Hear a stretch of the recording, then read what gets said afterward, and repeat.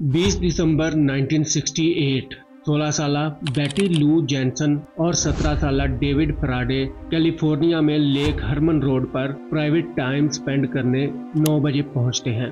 11 बजे के करीब उनकी गाड़ी से तकरीबन 10 फुट दूर एक और गाड़ी आकर रुकती है। इस गाड़ी से एक अनजान शख्स उतरता है और इस कपल की गाड़ी के पिछले टायर पर फायर कर देता है। ये दोनों घबरा जाते हैं और गाड़ी से बाहर निकल आते हैं। ये शख्स डेविड के सर पर फायर करता है और डेविड वहीं ढेर हो जाता है। इस खौफनाक मंजर को देखकर बेटी डर जाती है और अपनी जान बचाने के लिए भागने लगती है। ये शख्स बेटी पर 6 फायर करता है, जिसमें से 5 फायर बेटी की बैक पर लगते हैं और बेटी वहीं दम तोड़ देती है। यहाँ से गुजरती हुई एक गाड़ी की नजर बेटी और डेविड पर पड़ती है और गाड़ी में बैठा शख्स बिना देरी किए पुलिस को इत्तला कर देता है। यही वो पहला खौफनाक वाकया था जिससे अमेरिका की तारीख के बदतरीन सीरियल किलर की तलाश शुरू हुई थी। ज़ोडिएक किलर, जिसे 20वीं सदी के सबसे जालिम किलर्स में शुमार किया जाता है। 1960 से 1970 तक इस किलर ने पूरे सैन फ्रांसिस्को में खौफ फैला दिया था। ये अपने टारगेट को डायरेक्ट और ब्रूटली कत्ल करता था।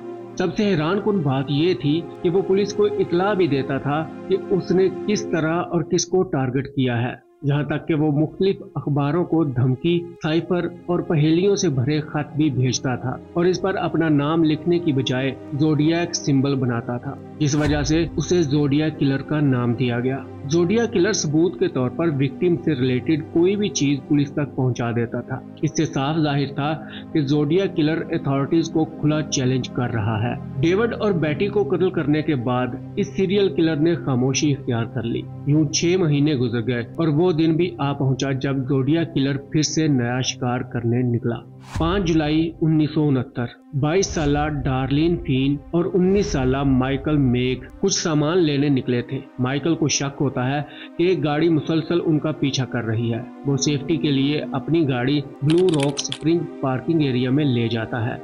अब उन्हें लगा था कि शायद वो किसी बुरे हादसे से बच चुके हैं, मगर अगला लम्हा उनके लिए किसी क़यामत से कम नहीं था, क्योंकि वो अनजान गाड़ी उनका रास्ता ब्लॉक कर चुकी थी। इससे पहले कि माइकल और डार्लिन जान बचाने के लिए कुछ कर पाते, एक शख्स उनकी गाड़ी के पास आकर उन पर अंधाधुंध फायरिंग कर देता है। जख्मों की ताब न लाते हुए डार्लिन फौरी तौर पर दम तोड़ देती है, मगर खुशकिस्मती से माइकल बच जाता है। क्योंकि वो कातिल का चेहरा देख चुका था, इसलिए माइकल की मदद से पुलिस ने ज़ोडिएक किलर का पहला स्केच तैयार कर लिया।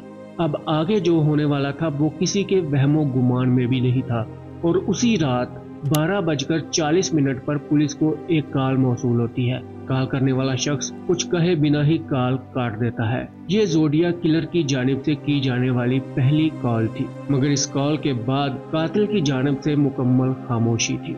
1 अगस्त 1969 को 3 न्यूज़पेपर एजेंसीज को ज़ोडिएक किलर की जानिब से लेटर्स मौसूल होते हैं, जिसमें ज़ोडिएक किलर ने हरमन लेक और ब्लू रॉक स्प्रिंग पार्किंग के वाकया की जिम्मेदारी कबूल की थी और इन लेटर्स में इन वाकयात की अहम डिटेल्स भी शेयर की थी, जैसा कि किस हथियार से हमला किया, विक्टिम ने कैसे कपड़े पहने थे, कैसे और कितनी गोलियां मारी। सिर्फ यही नहीं, इस लेटर में साइफर भी मौजूद था। ज़ोडिएक किलर की जानिब से धमकी भी दी गई थी कि अगर ये साइफर कल के अखबार में पब्लिश ना किया गया तो वो मजीद कत्लो गारत करेगा। इंटेलिजेंस एजेंसी साइफर की डी कोडिंग में लग गई, मगर ये साइफर था कि हल होने का नाम नहीं ले रहा था। बहरहाल अगले दिन इस साइफर को छाप दिया गया। खुशकिस्मती से सैन फ्रांसिस्को के एक कपल ने उसे डी कोड कर लिया। जो इसमें लिखा था वो यकीनन दिल दहला देने वाला था। I like killing because it is so much fun. It is more fun than killing wild game in the forest because a man is the best dangerous animal of all to kill. सिर्फ यही नहीं, zodiac killer का यह भी कहना था कि after life victims उसके गुलाम होंगे।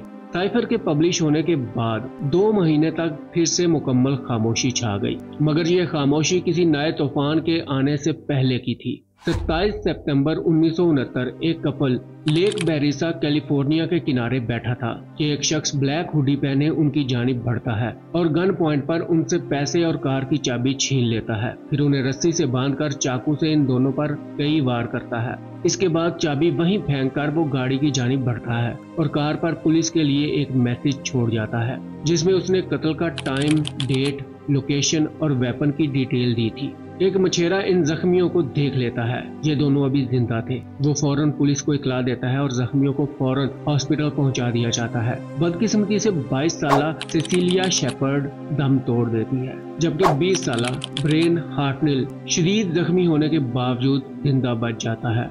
ब्रेन पुलिस को वाकये की तफसील बताता है और जब उसे जोडिया किलर का स्केच दिखाया जाता है तो वो फौरन उसे पहचान लेता है। इसी रात 7:40 पर पुलिस को फिर से जोडिया किलर की जानिब से कॉल आती है, मगर इस बार किलर ने कॉल कट करने की बजाय इस वाकये की मुकम्मल तफसील पुलिस को बताई।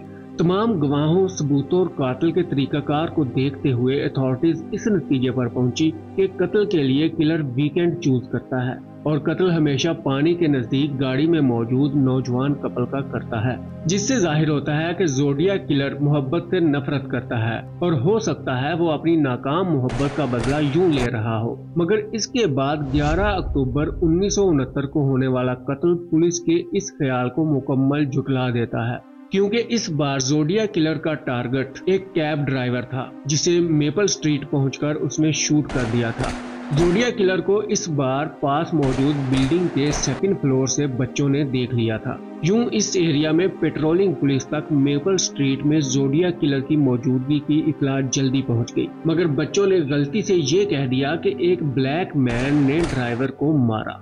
इसीलिए पुलिस ब्लैक मैन की तलाश में थी। यहाँ तक कि सड़क के किनारे जाते हुए जोडिया किलर को पुलिस रोक भी लेती है। चूंकि ये ब्लैक नहीं था इसलिए पुलिस का इस पर शक भी नहीं जाता और धुंध होने की वजह से वो जोडिया किलर को शायद पहचान भी नहीं पाए थे। पुलिस जोडिया किलर को रोककर ब्लैक मैन के बारे में पूछती है तो ये किलर इंतहाई चालाकी से काम लेता है और पुलिस को गलत डायरेक्शन बताकर कहता है कि उसने वहाँ एक शख्स को हाथ में गन लिए भागते हुए देखा है। यूं जोडिया किलर फिर से पुलिस से बच निकलने में कामयाब हो जाता है और हर बार की तरह इस बार भी पुलिस सिर्फ हाथ मलते रह जाती है।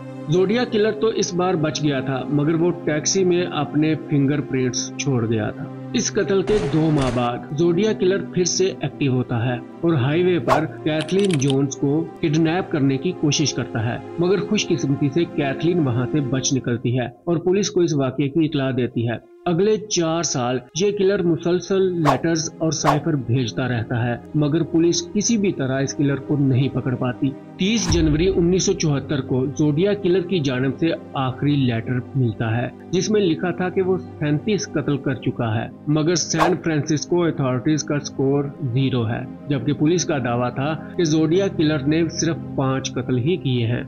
काफी रिसर्च से यही नतीजा निकला कि जोडिया किलर आम इंसान नहीं बल्कि माजी में इसका ताल्लुक यकीनन मिलिट्री से रहा है, जहां उसने साइफर और क्रिप्टोलॉजी भी सीख ली थी।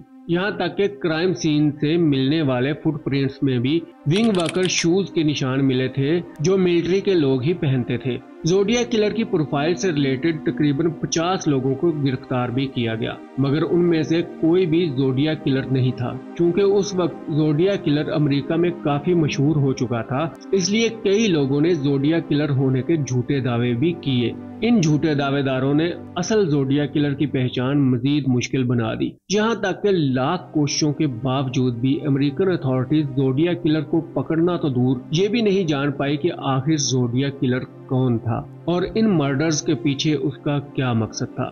उम्मीद है दोस्तों आज की वीडियो आपको पसंद आई होगी। वीडियो को लाइक कर दें। मिलते हैं नेक्स्ट वीडियो में। Take care.